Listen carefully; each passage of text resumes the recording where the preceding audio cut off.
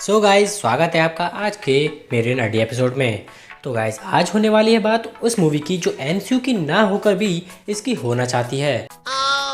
और शायद कुछ टाइम में वो इसकी बन भी जाएगी। तो गाइस, ये तो हम सभी जानते हैं कि सोनी की Venom let there be Carnage movie बहुत सारे मार्वल ईस्टर एग्स और रेफरेंसेस से भरी पड़ी है, जिनमें से कुछ हम इसके टीजर्स में भी नोटिस कर चुके हैं। और क्योंकि guys Venom let there be Carnage international theaters में रिलीज़ हो चुकी है, इसलिए इसकी स्टोरी, एंडिंग और post credit scene expression video मैंने अपने यूट्यूब चैनल पर अपलोड कर दी है, और जिसकी लिंक मैंने ऊपर सजेशन में भी डाल दी है। तो गाइस, इधर उधर बहुत हो चुकी बातें, अब बात करते हैं इसके ईस्टर एग्स की। तो गाइस, अगर देखा जाए तो वेनम 2 एक सोनी मूवी है, और इसलिए इसमें मार्वल रेफरेंसेस बहुत कम दिए गए हैं।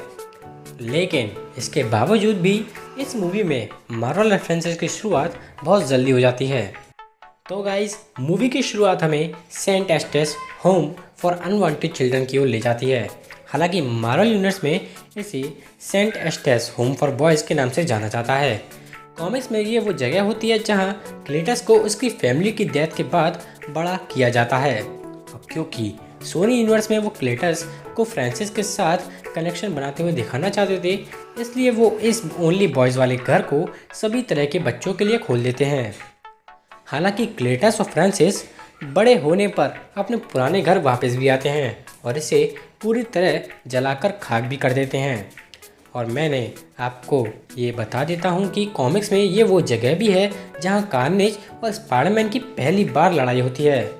लेकिन क्योंकि हमारा नेबरहुड स्पाइडरमैन अभी सोनी यूनिवर्स में एक्टिव नहीं है, इसलिए उन्हें इस लड़ाई को चेंज करना पड़ता है। तो गाइस, इसके बाद अगला रेफरेंस है कार्नेज का कॉमिक ओरिजिन। और क्योंकि गाइस इसके ऊपर मैं एक पूरी की पूरी वीडियो ऑलरेडी अपलोड कर चुका हूँ, इसलिए यहाँ पर वापस वो रिपीट करना टाइम वेस्ट होगा। इसलिए गाइस, आपकी सुविधा के लिए इसकी लिंक भी मैंने ऊपर सजेशन में डाल दी है। तो गाइस, आगे बढ़ते हैं चिकन लिटिल की ओर। तो गाइस, अगर आपने वेनम 2 देख ली है तो आप जानते होंगे कि इसमें एडी के पास पालतू मुर्गियाँ भी हैं, जिनका नाम सोनू और शेर रखा गया है। वैसे गाइस, ये कोई मार्वल रेफरेंस नहीं था, लेकिन ये नाम 1964 से 1977 के फेमस सिंगर्स के हैं, जिनके 2 टीवी शोज इतने बड़े हिट हुए थे कि वो रातों रात सुपरस्टार्स बन जाते हैं। तो गाइस, सेंट एस्टेस के डिस्ट्रॉय होने के बाद मूवी हमें स्पाइडरमैन की एक और फेमस जगह को दिखाती है, जिसे आप पहले भी एक मूवी में देख चुके हैं। वेनम 2 में सेंट एस्टेस छोड़ने के बाद फ्रांसिस रेवनक्रॉफ्ट इंस्टीट्यूट में कैदी बन जाती है। यहाँ फ्रांसिस कई सालों तक कैदी की तरह रहती है और अपने प्यार क्लेटस का इंतज़ार करती रहती है कि किसी दिन वो आएगा और उसे वहाँ से उड़ा कर ले जाएगा। कॉमिक्स में इस रेवनक्रॉफ्ट इंस्टीट्यूट को 1991 में पहली बार दिखाया गया था, जिसके बाद से ये स्पाइडरमैन की दुनिया में आता जाता रहता है। हालांकि कॉमिक्स के अकॉर्डिंग ये वो जगह है जहां कार्नेज श्रीक से पहली बार मिलता है और उससे प्यार कर बैठता है। लेकिन वेनम 2 इसमें अपना कुछ ट्विस्ट डालना चाहती थी, इसलिए वो कार्नेज को यहाँ उसे बचाने भेज देती है, जैसा कि हम इंडियन लव स्टोरीज में भी देख सकते हैं। तो गाइस, अब मैं बताने वाला हूँ कि हमने ये जगह पहले कहाँ देखी है। तो गाइस, अगर आपने सोनी की द अमेजिंग स्पाइडरमैन 2 देखी है तो आपको याद होगा कि ये वही जगह है जहाँ इलेक्ट्रो को कैद करके उस पर एक्सपेरिमेंट किए जाते हैं। तो गाइस, अब हमारा अगला मार्वल ईस्टर एग स्पाइडरमैन का सबसे बड़ा फ़ैन और सबसे बड़ा दुश्मन दोनों है। मार्वल यूनिवर्स का डेली ब्यूगल स्पाइडरमैन की बदौलत मार्वल का मेन फोकस पॉइंट बना रहता है। हालांकि ये पहली बार नहीं है जब सोनी यूनिवर्स में डेली ब्यूगल को रेफर किया गया है। इससे पहले भी वेनम की पिछली मूवी में हमें डेली ब्यूगल को लेकर रेफरेंसेस मिल चुके थे, लेकिन अगर गौर से देखें तो वेनम 2 का डेली ब्यूगल लोगो सेम रेमी की स्पाइडरमैन ट्रायोलॉजी जैसे लगता है। हालांकि इसकी पॉसिबिलिटी बहुत ही कम है कि ये उसी यूनिवर्स का हो सकता है। तो गाइस, अब आते हैं मार्वल यूनिवर्स के सबसे बड़े ईस्टर एग से, जो लगभग हर एमसीयू मूवी में दिखाया जाता है। एमसीयू यूनिवर्स में स्टैन ली के कैमियो कुछ ऐसे थे जिन पर हर मार्वल फैन दिलो जान से नज़र रखता था, और हमारी लेटेस्ट वेनम 2 भी कुछ ऐसा ही करती है।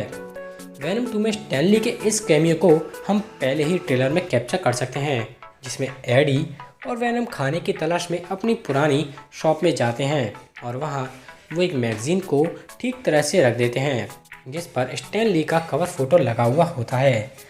और गाइस क्योंकि वेनम की पहली मूवी में स्टैन ली के एक छोटा सा कैमियो दिया गया था, इसलिए ऐसा हो सकता है कि इस यूनिवर्स में स्टैन ली एक सेलिब्रिटी हो जिसकी फ़ोटो मैगजीन्स वगैरह में प्रिंट होती रहती हैं। तो गाइस अब बढ़ते हैं अगले रेफरेंस की ओर। तो गाइस जो अगला रेफरेंस है वो एक रेफरेंस नहीं बल्कि स्पाइडरमैन की ज़िंदगी का मूल मंत्र है। तो गाइस हम सभी स्पाइडरमैन फ़ैन ज़रूर हैं और अगर हम इस लाइन को नहीं पहचान सकते तो हमें अपने माइंड से स्पाइडरमैन को पूरी तरह एरेज कर देना चाहिए। तो गाइस हम सभी स्पाइडरमैन की एक फेमस लाइन को जानते हैं जो उसे उसके अंकल बेन ने सुनाई थी, with great power comes great responsibility. इस आइकॉनिक लाइन को पहली बार 2002 में दी अमेजिंग स्पाइडरमैन के इशू 15 में दिखाया गया था, जिसके कुछ टाइम बाद इसे सैम रेमी की पहली स्पाइडरमैन मूवी में भी यूज़ किया जाता है। वैसे तो ये लाइन सिर्फ स्पाइडरमैन पर ही सूट करती है और शायद इसलिए वेनम 2 में वेनम भी इस लाइन का मजाक उड़ाते हुए दिखाया जाता है, जिसमें उसके अकॉर्डिंग जिम्मेदारी एक नॉर्मल चीज़ है जो शायद सीधे सीधे स्पाइडरमैन को चिढ़ाने का एक छोटा सा तरीका है।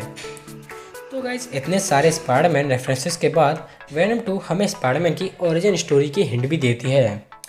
मूवी में जब क्लेटस को मारने की बात आती है तो वो अपने मरने से पहले एडी को एक लेटर लिखता है जिसमें वो लिखता है कि हर हीरो की एक ओरिजिन स्टोरी ज़रूर होती है, और ठीक इसी समय उसके लेटर के पास एक स्पाइडर को दिखाया जाता है।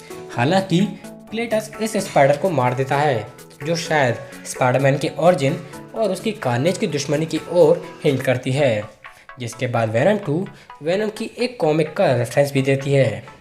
मूवी में जब एडी को लगता है कि उनका क्राइम फाइटिंग नेम कुछ और होना चाहिए तो उन्हें लीथल प्रोटेक्टर का आइडिया आता है जो सीधे सीधे वेनम की कॉमिक वेनम लीथल प्रोटेक्टर से लिया गया है। तो गाइज अब बहुत सारे धूम धड़ाके के बाद अब आते हैं इसकी एंडिंग की ओर।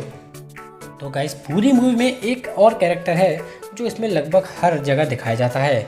ये वो कैरेक्टर है जो क्लेटस को फंसाने के लिए एडी पर प्रेशर डालता है।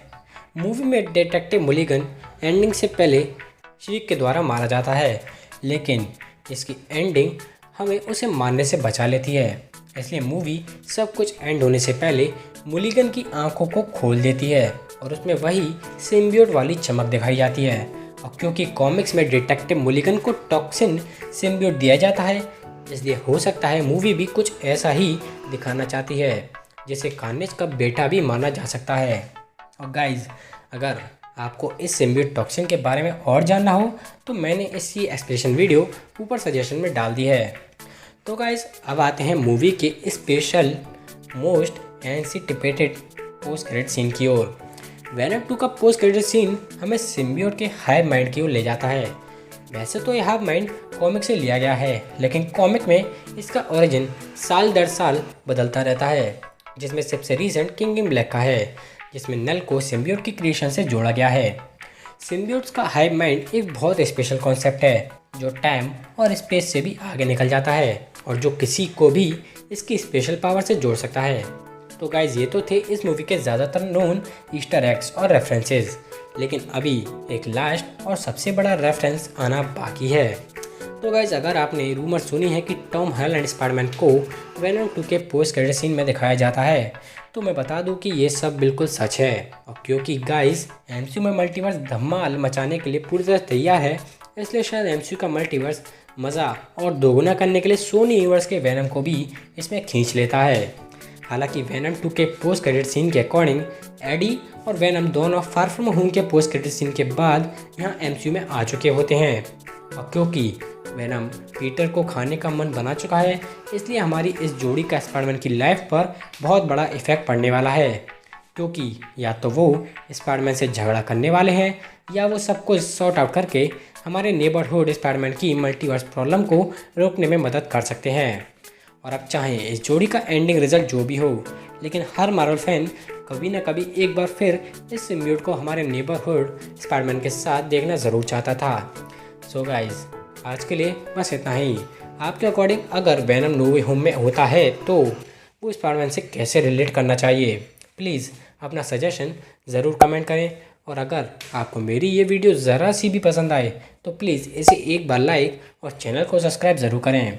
So guys, thank you for watching. मिलते हैं अपने अगले एक और नए एपिसोड में।